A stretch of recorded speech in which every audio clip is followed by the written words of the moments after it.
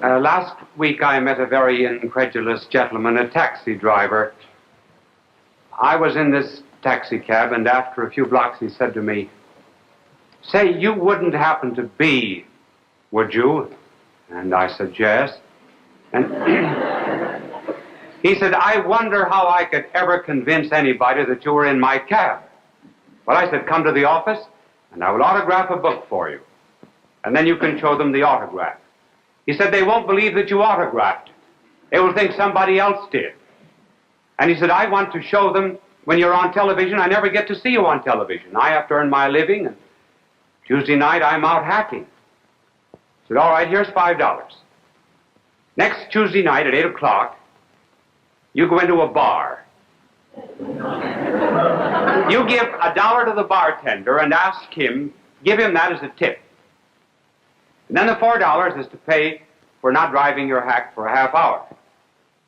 And then, when we come on television, you can tell everybody at the bar." But he said, "Suppose they don't believe me."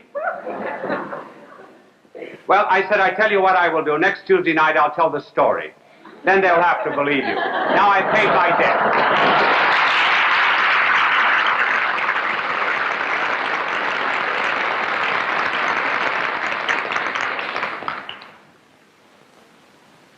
Would it please you if tonight we talked on the subject of communism?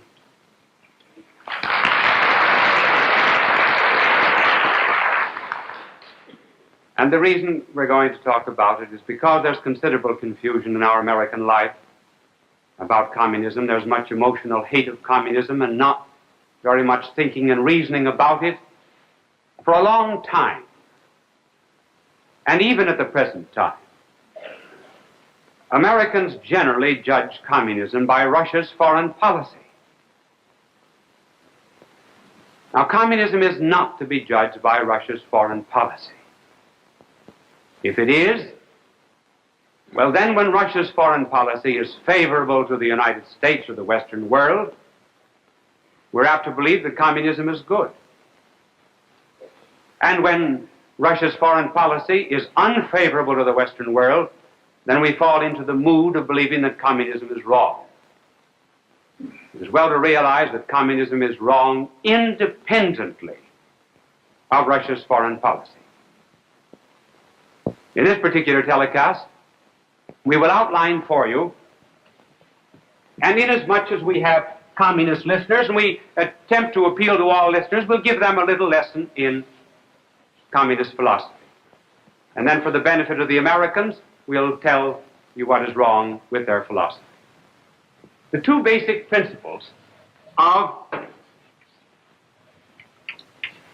communism, two of many, but we will have time only for these two, are first what is called economic determinism. The second basic principle is man has value only as a representative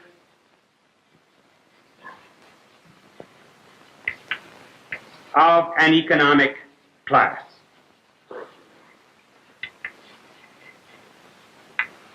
We'll take each of these in turn. And inasmuch as my angel loves to blot out everything that is associated with communism, we'll give him a few seconds to do that. First, economic determinism. It sounds very, very learned. It means very simply, however, that culture, civilization, art, religion, philosophy, and morals are all determined by economic methods of production.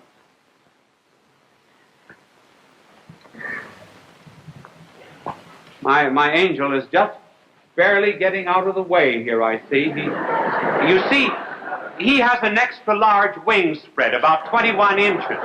Other angels only have 17 inches. It makes it a little harder for him. The communist principle is that at the base of society is economics. This is the base. Economic method of production.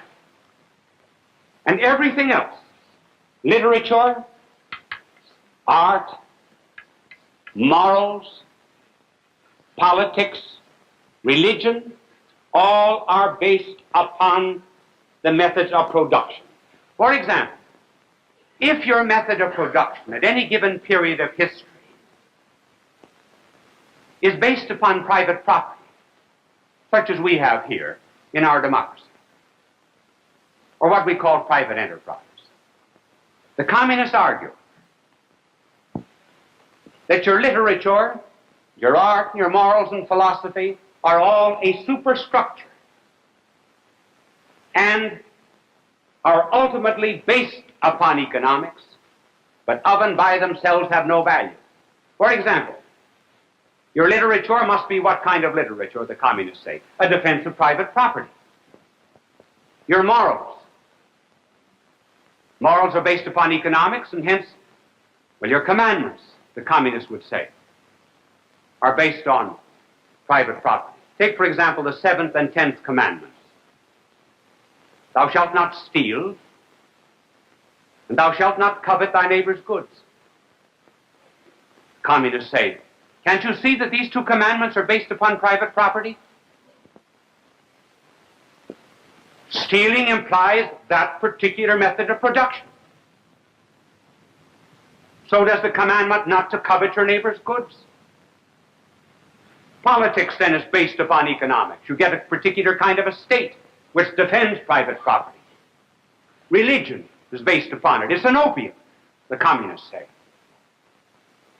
It's an opiate that is given to the workers to make them content with their exploitation, leading them to believe that there's another world to make up for this one. Now the communists say, if you change your method of production, and instead of having private property and private enterprise, you have socialism. In other words, if you put all of the property in the hands of the state, then you have a new literature, morals, art, and philosophy. What kind of a literature do you have? You have a literature which attacks capitalism. You have a literature which makes fun of America. You have a literature of hate. Your morals, you have a new morals based upon economics. Then what is the basic thing that is wrong? Injuring or hurting state property, or in any way betraying the revolutionary class. Art then becomes communistic. And during the days here in the United States, when we were having a honeymoon with Russia, there was a considerable amount of art that was communist-inspired. You can see it in one of the big New York hotels today. You can see it in one of our public buildings. You can see it in some of the public buildings of Washington, sided in murals.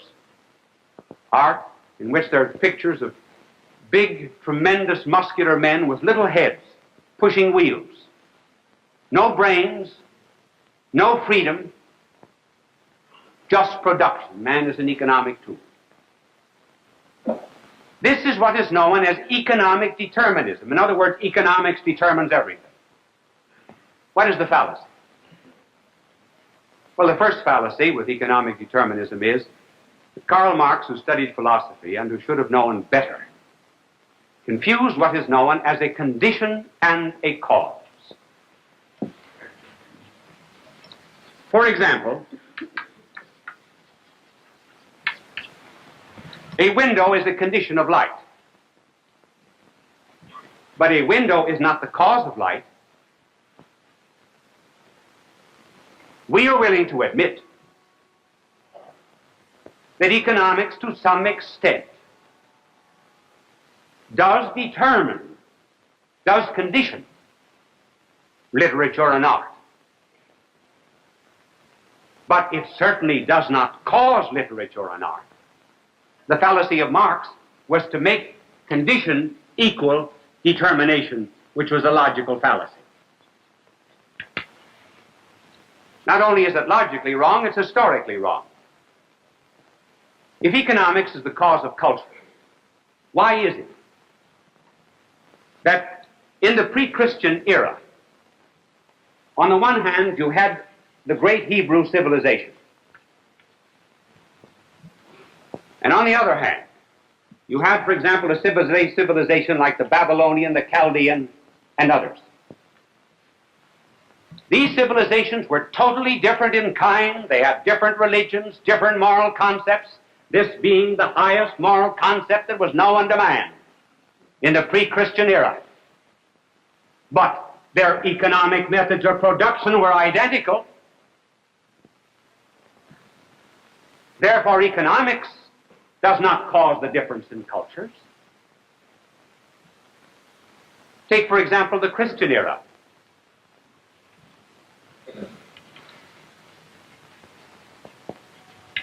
Rome during the first 3 or 4 centuries, the Roman Empire,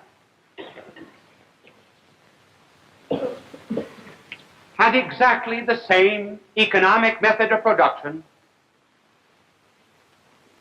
when it was pagan as when it was Christian. But the civilization and the art and the religion and the morality were totally different. Therefore, it is not the economics that determine civilization.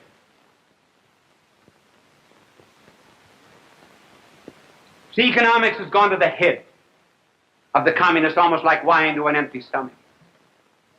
But notice that whenever they appeal to our Western world, whenever they would try to convince us of the superiority of their own system and our weakness, what words do they use? They say, for example, that we are immoral in germ warfare, when they spread that lie. They tell us that capitalism is unjust. They tell us that the way people are treated in the United States is unethical. We ask, by what right and what authority do communists ever use the words right and wrong? If everything is economically determined. Ethics, right and wrong, truth and error do not belong in the economic categories. Communism is strong only when it borrows some of the moral indignation that has been inherited from the Hebraic Christian tradition. And communism is weak when it departs from that tradition. In other words, they have bootlegged all of the decency and morality that have come from the great Hebraic Christian tradition of the Western world. And they use it in order to condemn us, which is a reminder of how we ought to meet communism. In the Voice of America and elsewhere, not be talking about the supremacy of economics, because whenever we talk about the supremacy of economics, we are paying tribute to the communist era of the primacy of economics. They are telling the rest, speaking to the rest of the world in terms of ethics. We are speaking to the Western world, to the rest of the world, rather, in terms of economics. They are using the language that we ought to be using. We who pride ourselves on being moral and on being right. Then there is another aspect of communism, and that particular one is that man has value only inasmuch as he is a member of a class. In one of his earlier writings, Karl Marx, who was the founder of communism, said, "We have already destroyed the outer priest. Now we must destroy the inner priest. That is to say, man's clerical, spiritual nature." Then follows this very remarkable statement, in which Marx very correctly tells us the essence of democracy. And Marx knows the essence of democracy far better than many who enjoy it. Marx said, "Democracy is founded on the principle of the sovereign worth of every person. This, in its turn, is based upon a postulate, a dream, and an illusion of Christianity, namely that every man has an immortal soul. Then, coming to the first edition of his work on Capital, Marx says, persons of and by themselves have no value. An individual has a value only inasmuch as he is a representative of an economic category and belongs to a certain revolutionary class. Outside of that, no value. And Molotov, more recently, carrying on that philosophy, developed the idea that bread is a political weapon. A political weapon. We thought that it was food for the hungry, regardless of who they are. Molotov said, no, bread is only to be given to certain people, those who share your own political revolutionary ideas. This is the basic principle of communism. And so true is it.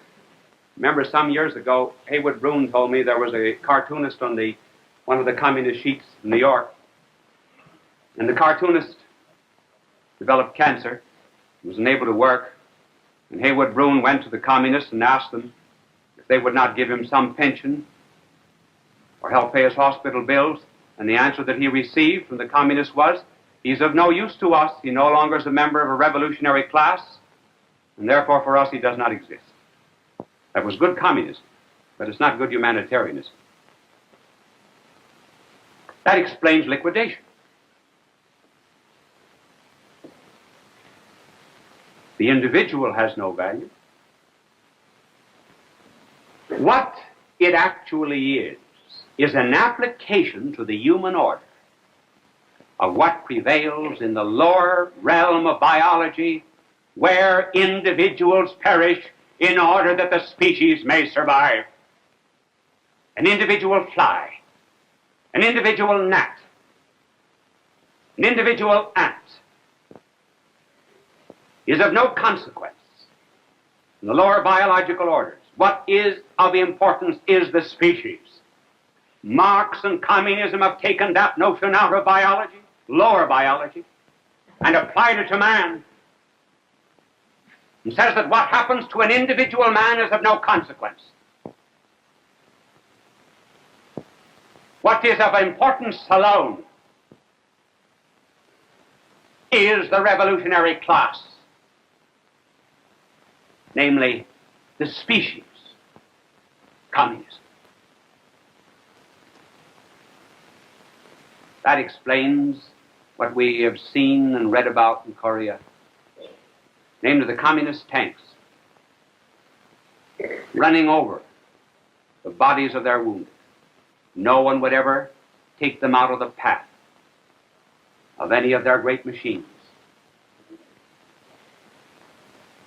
because they're of no worth. It also explains the way they attacked our UN forces. The first line of attack carried guns.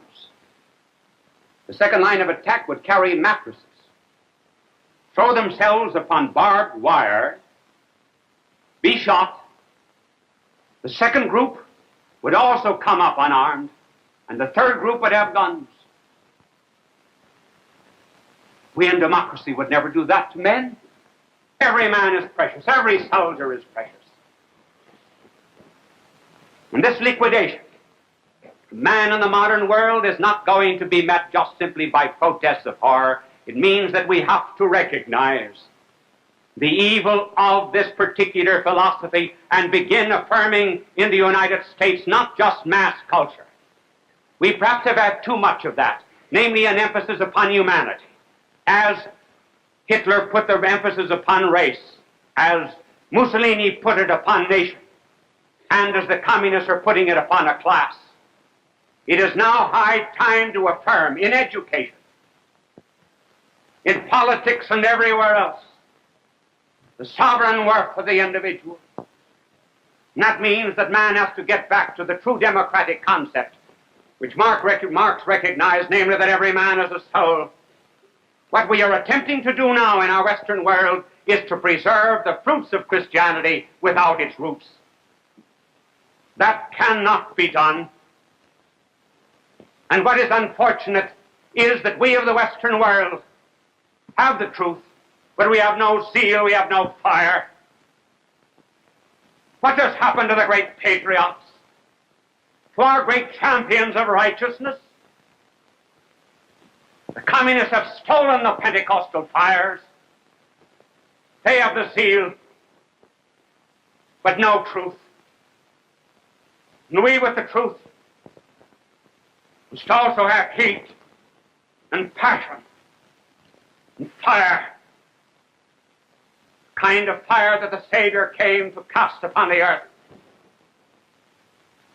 Communists are right in saying this world needs a revolution, but not their cheap kind, which merely transfers booty and loot out of one man's pocket into another.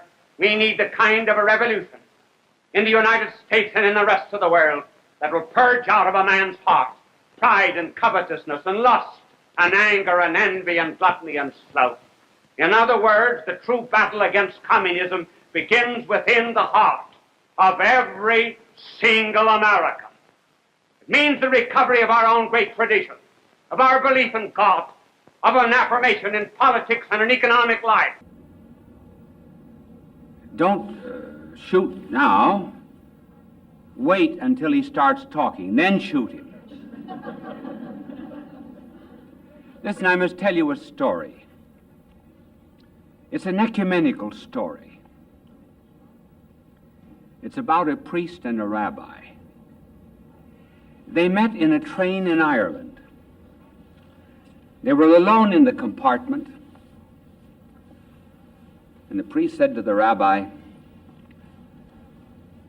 he says, "Rabbi, honestly, have you ever eaten pork in your life?" The rabbi said, "If you keep a secret, I will tell you. I ate pork once." "Now," said the rabbi, "let me ask you a question. Did you ever kiss a girl?" He said, "If you keep it a secret, I will tell you. I did kiss a girl once." The rabbi said, "It beats eating pork, doesn't it?"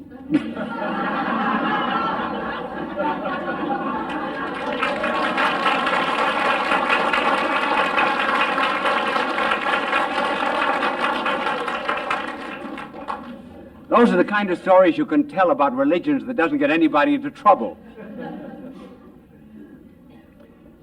Well, the title of this telecast, you remember, is about holding us together, because we're living in an entirely different age. Our new task is quite different. The new task is how to prevent ourselves from going to pieces. In other words, that ever since we split the atom, people are split. Races, nationalities, social groups. It seems as if almost all the rivets have fallen apart in the skyscraper of our civilization. Years ago, Conrad, the novelist, wrote a story about a ship in a river in Africa. The Captain Marlowe was pacing up and down the deck of this small ship. He was waiting for repairs. Along the shore, he could see the native Africans dancing, singing, mocking him. And as Marlowe paced the deck, he said, "Rivets, by heavens! That's what I need. Up there at the station on the hill, boxes of them piled open. Said you kick them as you walk along. They roll down the siding. And here I don't have a single rivet to put my plates together. And this was the contrast between these carefree people and a technical civilization that was all at loss for progress because there were no rivets. Now that's what's making us fall apart. The absence of some unifying principle. Just let me give you now some examples of how we're falling apart. I will take education and literature and maybe philosophy and a few other things. First of all, take education. It used to be centuries ago that there were universities. Now, the word university means something that turns about one thing. And what was that one thing? Well, in the Middle Ages, it was theology. All sciences were, as it were, in relation to that. And later on, it became philosophy. Another university, the microbic content of cotton undershirts. What a wonderful thesis that was. PhD. But I think the prize was one of our well-known Eastern universities, a psychological study of the post-rotational eye movement of squabs. Then take the press, rivets falling apart, and TV, even. Here, for example, on TV, suppose I were a news commentator. I would show you, for example, here is a clip that has just come to us this afternoon from Vietnam. That shows a bomb dropping on one of the cities of Vietnam in which 10,000 people were killed. More details of this horrible massacre will be unfolded to you after this brief announcement. The white knight will clean your dishes. Think what becomes of us. It means that both are meaningless. When we can shift so quickly from a story of horror and death to this insignificant detail about soap.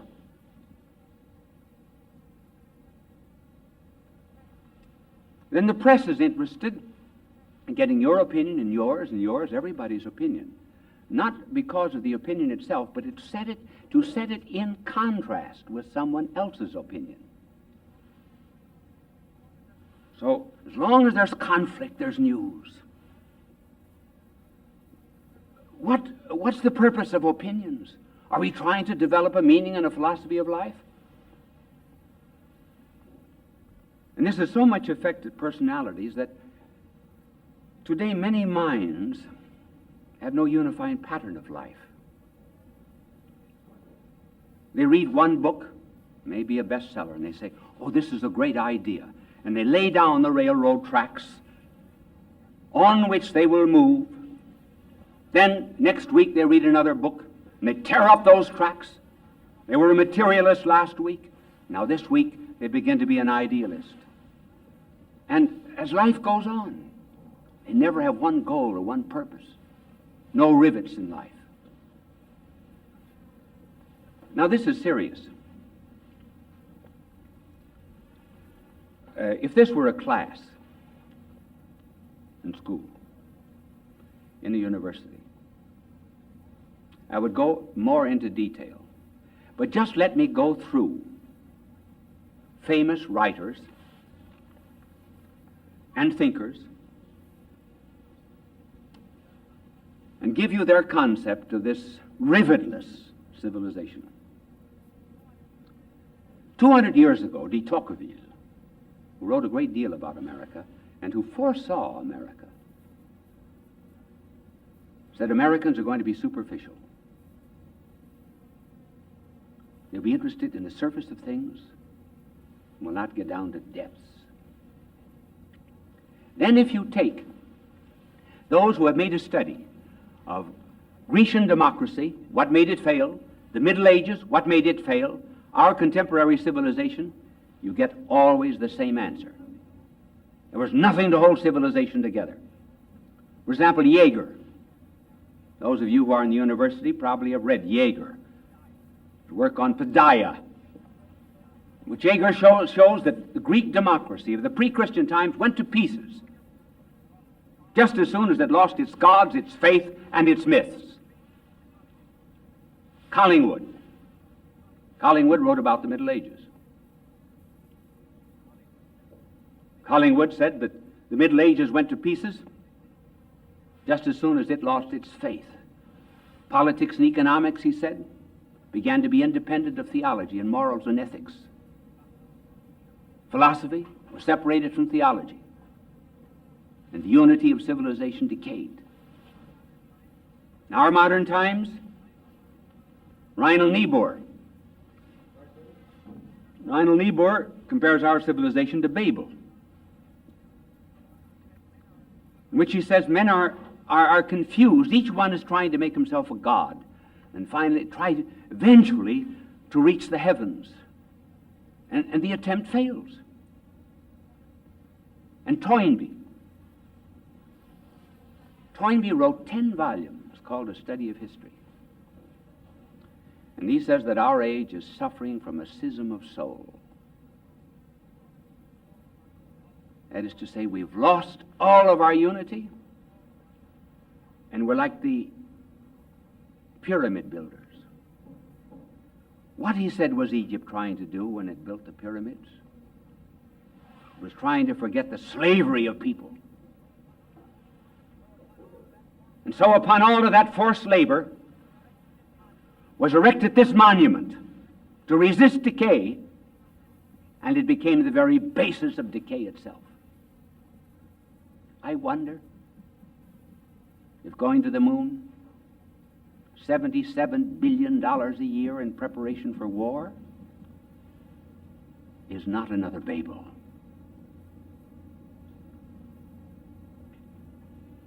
Is it not based not upon slavery, but upon a neglect of the poor? May it not end as Egyptian civilization ended? These are the questions which thinkers are asking. I've just tried to put it simply in terms of rivets, which hold the plates of our economics and politics and education and everything else together. Now there's a danger, a grave danger in our civilization.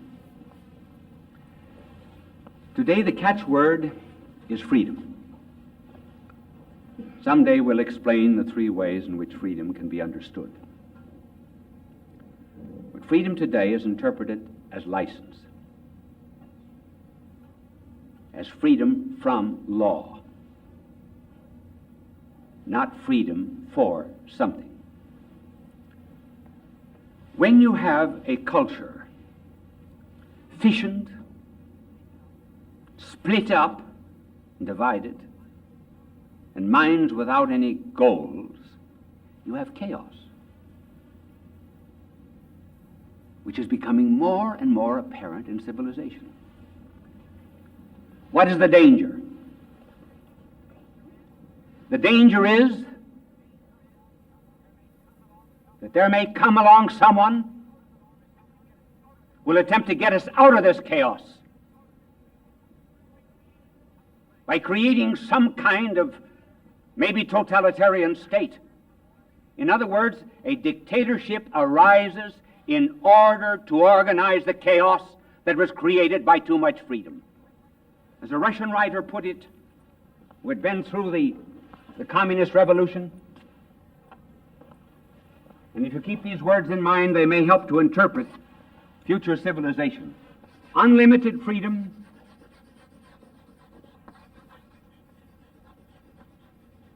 leads to unlimited tyranny. Communism was only an organization, forcible organization of a chaos. When shepherds cannot get their sheep to follow them, they send dogs after them. We're in danger of having dogs run after us to organize us out of this chaos. As Dostoevsky, the French novelist, put it, he said, I wouldn't be at all surprised that there might arise out of our cities in some future day someone unlearned would say, let's knock to pieces all of this supposed wisdom. Let us smash all of our logarithms to pieces. Let us go our own way. And you'll be surprised how many followers we will have. I know it's not a pleasant picture, but I'm just trying to keep up in what's happening in the world. And not just to be a part of this rivetless culture. Now, what will hold us together?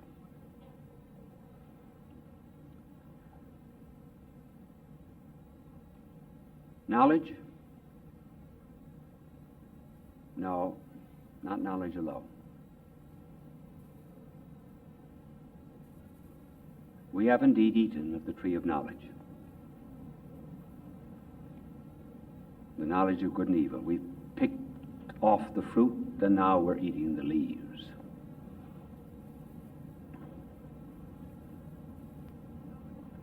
And knowledge, anyway, when it's about things above,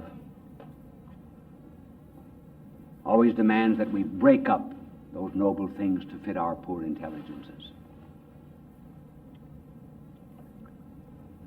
What can unify civilization? Love. Oh, yes, but how that word is misused. The Greeks had 4 words for love. 4. Believe me, when we say the Greeks had a word for it, they did.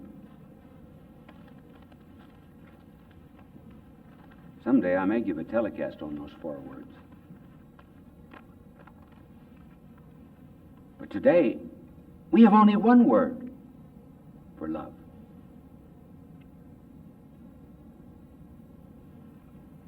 Certainly we can call in an absolutely unprejudiced witness in the novelist Faulkner. Let me read you what he says. In other words, this is not the kind of love